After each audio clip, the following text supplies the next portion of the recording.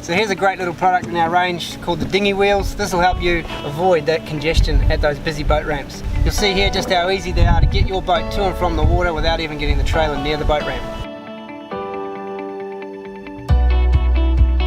You can simply park your car, deploy the wheels, lower the boat off your trailer and walk it straight down to the water.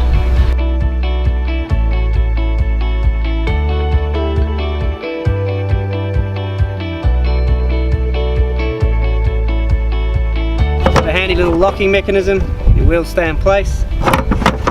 Even when you're driving or motoring, the wheels stay where they are. So if your boat has a high transom like this one, you can simply deploy the wheels from the back of the boat.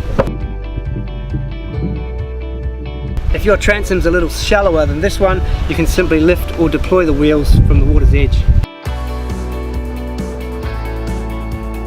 When you come back into the boat ramp, same again, deploy the wheels and walk the boat straight back up to the trailer and winch it straight on.